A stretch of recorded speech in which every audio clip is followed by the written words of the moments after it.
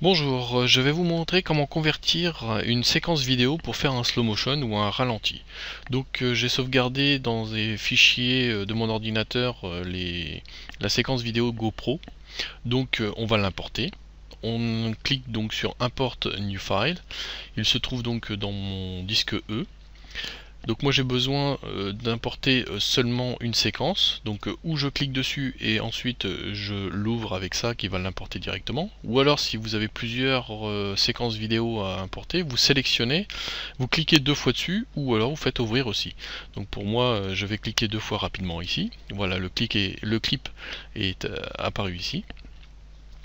Ensuite vous avez la possibilité ou de convertir toute la séquence, ou bien seulement juste ce qui nous intéresse, c'est-à-dire moi voilà, donc c'est au moment où le chien est assis. Donc là je vais y mettre une marque in, ça veut dire une marque de début de séquence vidéo à convertir.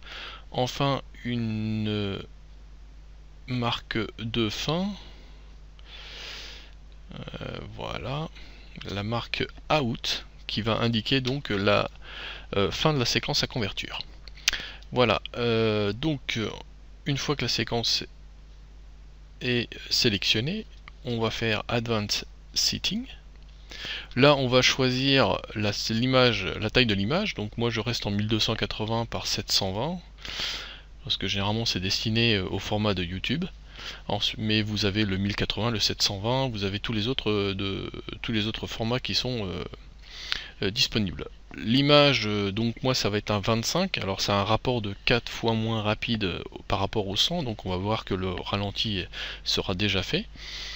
Ensuite vous avez l'importation du format de fil, donc vous avez ou la vie ou le mauve, donc pour la H264. La qualité, je vous conseille de rester sur le height. Et enfin, vous pouvez cocher Remember Setting pour pouvoir avoir directement accès à ces choses-là en mémoire. Voilà, et vous cliquez sur OK. Donc là, on est prêt. On add le clip.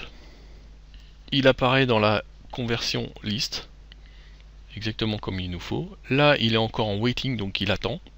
Il attend de savoir s'il y a d'autres séquences vidéo à convertir et à faire la même chose. Si vous n'en avez pas d'autres, Convert All. Voilà. Alors là, on voit une barre qui se met à travailler et quelques minutes plus tard, le clip va être converti. Donc voilà, ça il y en a pour quelques secondes, voire quelques minutes suivant la performance de votre ordinateur. Alors c'est important car ça va permettre d'alléger sans perdre trop de qualité les séquences vidéo. Et elles seront plus faciles à travailler après. Voilà, donc là on est à 100%, donc ça veut dire que la séquence est complète. Donc ça c'est pour la conversion des fichiers. On verra plus tard, donc sur une autre vidéo, comment assembler plusieurs vidéos. Voilà, merci, au revoir.